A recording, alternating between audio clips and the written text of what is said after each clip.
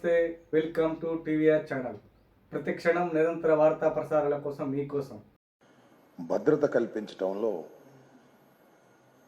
ప్రస్తుతం ఏర్పడినటువంటి కూటమి ప్రభుత్వం, చంద్రబాబు నాయుడు గారి నాయకత్వంలో ఉన్నటువంటి కూటమి ప్రభుత్వం చాలా నిర్లక్ష్య ధోరణితో,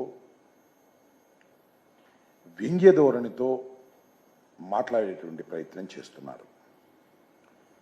దీనికి సంబంధించి తన సెక్యూరిటీని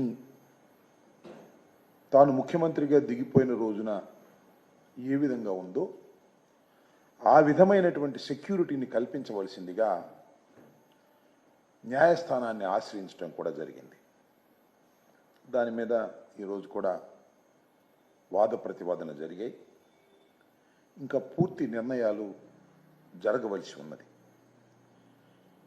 ఒక మాజీ ముఖ్యమంత్రిగా ఉన్నటువంటి జగన్మోహన్ రెడ్డి గారి సెక్యూరిటీకి సంబంధించినటువంటి విషయం మీద సరే అలసత్వం వహించటమో, కక్ష సాధింపు ధోరణితో వారు సెక్యూరిటీని తొలగించాలని ప్రయత్నం చేయటమో చేస్తున్నా చాలా విచిత్రమైనటువంటి ప్రచారాలు చేస్తున్నారు.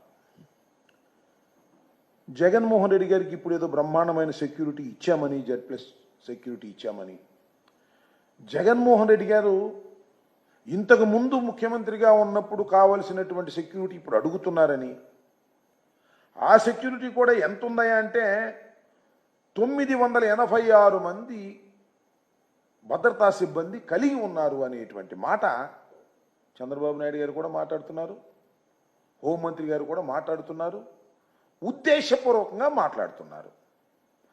బాధ్యత కలిగినటువంటి ముఖ్యమంత్రి, 4వసారి ముఖ్యమంత్రిగా ప్రమాణ స్వీకారం చేసినటువంటి చంద్రబాబు నాయుడు గారు విచక్షణ జ్ఞానాన్ని కోల్పోయి 986 మంది జగన్మోహన్ రెడ్డి గారు ముఖ్యమంత్రిగా ఉండగా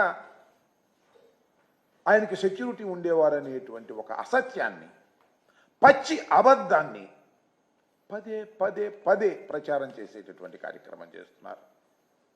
ఇది చాలా బాధాకరమైనటువంటి అంశం.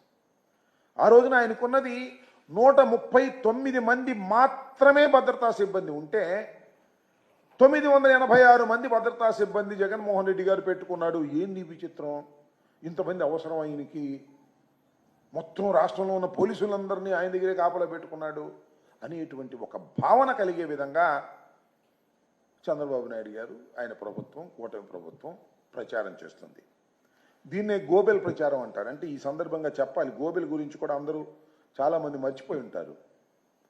గోబెల్ అనే ఒక వ్యక్తి, బహుశా శాంసన్ గోబెల్ ఏదో ఉంది ఆయన పేరు, ఆయన హిట్లర్ దగ్గర సమాచార శాఖ మంత్రిగా ఉండేవారు.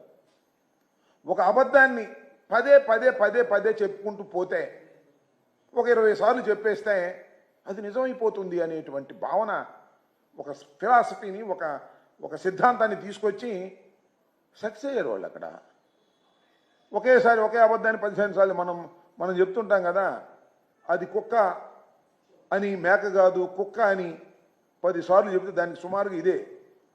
ఆ విధంగా ఇవాళ జగన్మోహన్ రెడ్డి గారికి మేము భద్రత, ఆ రోజుల్లో జగన్మోహన్ రెడ్డి గారు ముఖ్యమంత్రి ఉండగా 986 మంది ఉన్నారు అని చంద్రబాబు చెప్తాడు, హోంమంత్రి గారు చెప్తారు, ఈనాడు రాస్తుంది, ఆంధ్రజ్యోతి రాస్తుంది, TV5 చెబుతుంది, ఈటీవీ ప్రసారం చేస్తుంది, ABN చెబుతుంది.